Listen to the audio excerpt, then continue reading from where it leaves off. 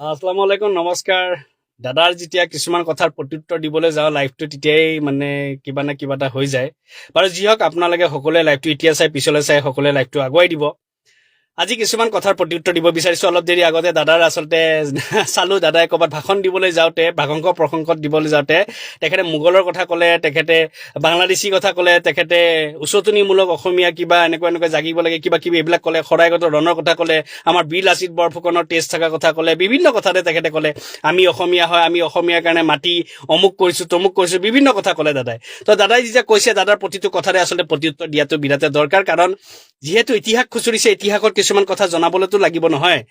যিহেতু মোগলৰ কথা কৈছে, শৰাইঘাটৰ ৰণৰ কথা কৈছে, বাঘ হাজৰিকা কি কয় আমাৰ লাচিত বৰফুকনৰ কথা কৈছে, তাৰপিছত উচ্ছেদৰ কথা কৈছে, অসমীয়া জাগিব লাগিব, এনেকে বিভিন্ন কথাৰে যিখিনি কথা কৈছে, তো আৰম্ভণিটো কৰিবলৈ আগতে হাঁহি উঠি যায়। কাৰণ এতিয়া ৰাজনীতি হৈছে অকল আমাৰ মুছলমানক লৈ কিনে, আমাৰ অকল মুছলমান লৈ কিনে আৰু মুছলমান লৈ কিনে, মানে ৰাজনীতি হৈছে অকল সেইটোৱে, বুজি পাই গলো।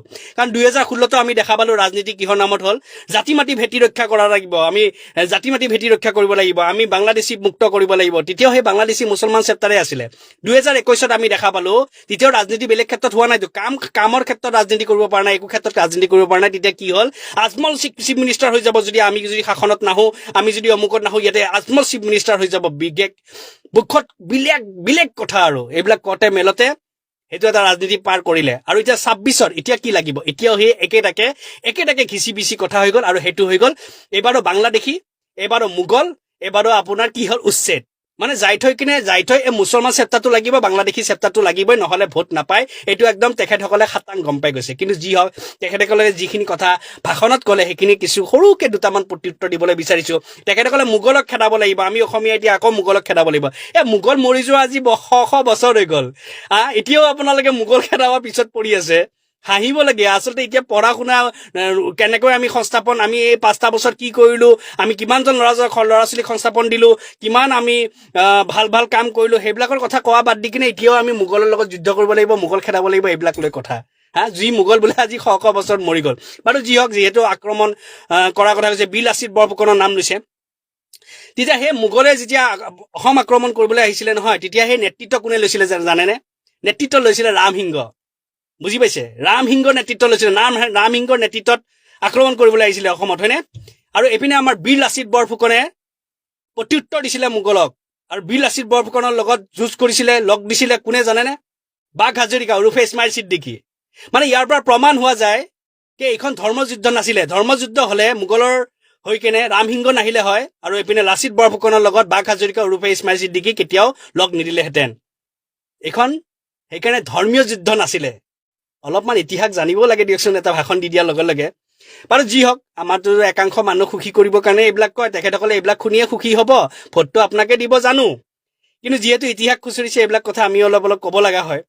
তাৰপিছত আপুনি আহিলে অসমীয়াৰ কাৰণে উচ্ছেদ হৈছে, বা বিভিন্ন ক্ষেত্ৰত উচ্ছেদ হৈছে, বা অসমীয়া জাতিক আমি সুৰক্ষা কৰি ৰাখিব লাগিব বিভিন্ন ক্ষেত্ৰত। ঠিক আছে, আপুনি যেতিয়া দাদা কংগ্ৰেছত আছিলে তেতিয়া আপুনি অসমীয়া জাতিৰ প্ৰতি চিন্তা নাছিল নেকি? তেতিয়া আপুনি এইখিনি কথা ক'ব পৰা নাছিল নেকি যে এনেকে বেদখলকাৰী কোনোবাই দখল কৰি কিনে চৰকাৰী মাটিত বহি আছে? কাৰণ তেতিয়া আপুনি ভোট পাই আছিলে দাদা। ভোট পাই আছিল কাৰণে আপোনাৰ তেতিয়া এইবিলাক কথা, জাতিৰ কথা, মাটিৰ কথা আপোনাৰ কোনো চিন্তা নাছিলে। বাৰু ঠিক আছে, তেতিয়া আপুনি বাৰু অসমীয়া, পুৰা অসমীয়া হয়তো নাছিলে। তাৰপিছত আপুনি বিজেপিত আহিলে। বিজেপিত অহাৰ পিছত আপুনি ঠিকে ভাল কথাকে আপুনি বিজেপিত অহাৰ পিছত আপুনি কি হ'ল, পুৰা অসমীয়া আপোনাৰ আহিলে, অসমীয়া মানুহৰ প্ৰতি চিন্তা আহিলে, হিন্দু ধৰ্মৰ প্ৰতি চিন্তা আহিলে, বহুত ভাল লাগিলে।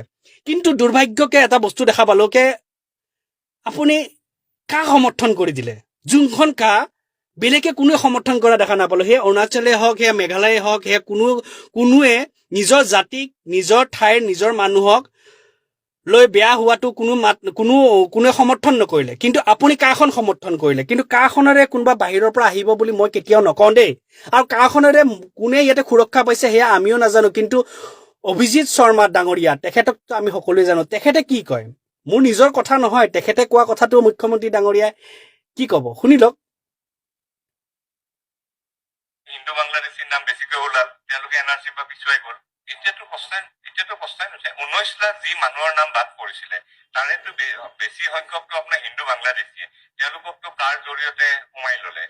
বাকী যিখিনি ৰৈছে তাৰে ভিতৰত এতিয়া যদি এই অভিজিত শৰ্মা ডাঙৰীয়া কোৱা কথাটো যদি সঁচা হয় কে কাখনেৰে অসমৰ ভিতৰত থকা কিখিনি মানুহে ৰক্ষণাবেক্ষণা পাই গ'ল হা তাৰ পিছত জানো অসমীয়া জাতি সুৰক্ষাৰ কাৰণে কাখন বুলি ক'ব পাৰি নেকি তাৰপিছতো আপুনি অসমীয়া জাতিৰ কাৰণে চিন্তা কৰিছে বুলি আচলতে চিন্তা হয় বাৰু তথাপিতো আপোনাকতো আৰু কি ক'ম কিন্তু ইতিহাস যিহেতু খুচৰিছে বা জাতিৰ কথা আহিছে তেতিয়াতো এইখিনি কথা আচলতে ক'বলৈ লাগে তাৰপিছত আহি গ'ল উচ্ছেদৰ কথা উচ্ছেদ অকল সংখ্যালঘুক উচ্ছেদ কৰিলে নহ'ব আমি উচ্ছেদৰ বিৰোধিতা কৰিছো চৰকাৰী মাটিত বহি থকাৰ কাৰণে নহয় আমি উচ্ছেদৰ বিৰোধিতা কৰিছো এইটো কাৰণে যে যিখিনি মানুহক উচ্ছেদ কৰিছে সেইখিনি মানুহক পুনৰ সংস্থাপন দিব লাগিব কাৰণ সেইখিনি মানুহ ভাৰতীয় মানুহ সেইখিনি মানুহ অসমৰ মানুহ আপুনি কৈছে বাংলাদেশীক উচ্ছেদ কৰিছো বাংলাদেশীক উচ্ছেদ কিয় যদি সঁচা অৰ্থতে দাদা যদি বাংলাদেশী হয় তেখেতসকল তেতিয়াহ'লে বাংলাদেশীক উচ্ছেদ নহয় বাংলাদেশীক টালি টোপালি বান্ধি কিনে আপুনি বাংলাদেশলৈ পঠাই দিয়ক তেতিয়া আপোনাক মানি যাম নহয় কিন্তু যদি আপুনি বাংলাদেশী নামত যদি অকল ৰাজনীতি কৰিছে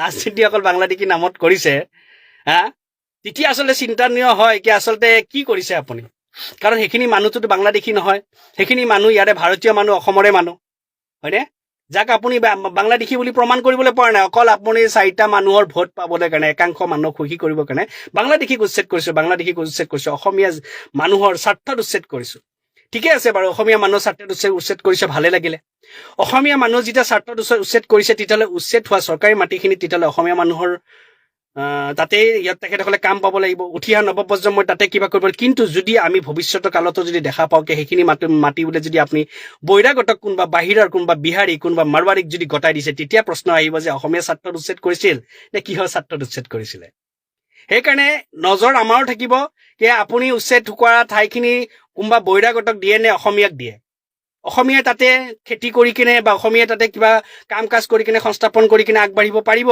নে বহিৰাগতৰ কোনোবা কোম্পানীক গতাই কিনে তাতেহে আমাৰ অসমীয়া মানুহে কি কৰিব কাম কৰোৱাকে ৰাখিব প্ৰশ্ন আহে কাৰণ অসমৰ মাটি অসমীয়াৰ লগত যদি থাকিব লাগে তেতিয়া অসমীয়া সেইখিনিত কাম কৰিব পাৰিব লাগিব বহিৰাগতে কিয় পাব লাগিব বহিৰাগতৰ পৰা আহি তাতে কাম কৰক অসমীয়া উদ্যোগে তাতে বিজনেছ কৰক আমি সেইটো বিচাৰো তো এতিয়া আপোনাৰ গোটেই প্ৰশ্নবিলাকৰ উত্তৰ দিবলৈ গ'লে বহুতেই উত্তৰ দি দিব পাৰিম কাৰণ আপুনি মাজত ক'লে বন্দুকৰ লাইচেঞ্চ দিম কিবা দিম দিয়ক আপুনি বন্দুকৰ লাইচেঞ্চ দিয়ে কাক কি দিয়ে দিয়ক এইবিলাক আমাক ক'বলগীয়া একো নাই কাৰণ আমি এটা কথা জানো যে বন্দুকৰ লাইচেঞ্চ দি দিলেনো কিডাল হ'ব যেতিয়া ল'ৰা ছোৱালী শিক্ষিত হ'ব শিক্ষিত হৈ কিনে আগবাঢ়িব সেই ল'ৰা ছোৱালী পঢ়া শুনাৰেহে মাজেৰে আগবাঢ়ি যাব পাৰিব বন্দুকৰ লাইচেঞ্চ যদি কি হ'ব একোতো নহয় সেইকাৰণে সেইবিলাক আপুনি ৰাজনীতি কৰক কিন্তু এটা কথা আছে যে কিমান দিন আৰু বাংলাদেশী মুছলমানক লৈ কিনে ৰাজনীতি কৰিব বেলেগ একো নাই এই 2026 এইবিলাক কৰি কিনে নিৰ্বাচন পাৰ কৰিব আকৌ 2031 কাৰণে নতুন এটা কিবা ভাবিব তেতিয়াও সেই বাংলাদেশীয়ে ভাবিব তেতিয়াও সেই মুছলমানে ভাবিব তেতিয়াতো কৈ দিব চাগে অসমখনত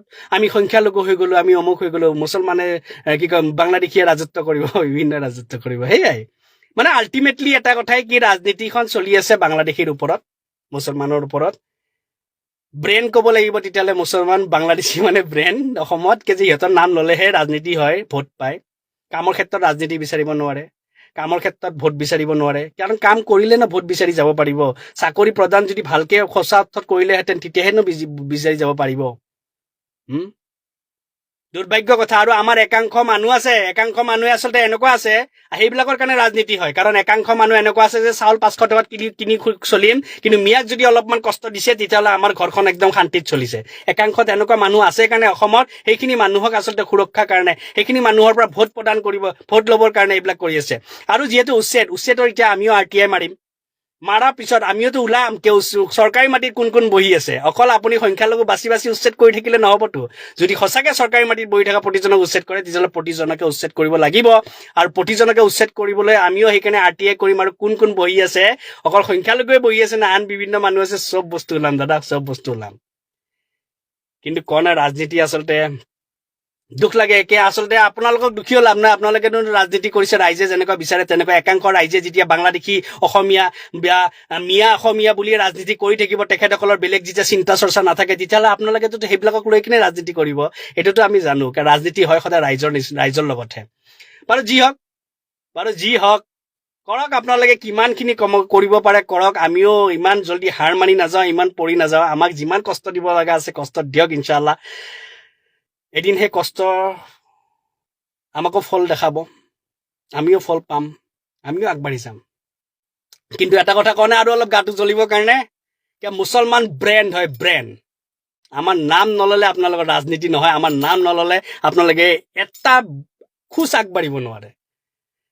মুছলমান, মিয়া, বাংলাদেশী এইবিলাক শব্দ আচলতে ব্ৰেণ্ড হয়। কাৰণ এইবিলাক যেতিয়া আপোনালোকে নাম লৈছে তেতিয়াহে ভোটটো পাইছে, তেতিয়াহে একাংশ মানুহ সুখী কৰিব পাৰিছে, কামেৰে সুখী কৰিব পৰা নাই। কৰক কৰক কৰক, ৰাজনীতি কৰক দেই। জয় অসম।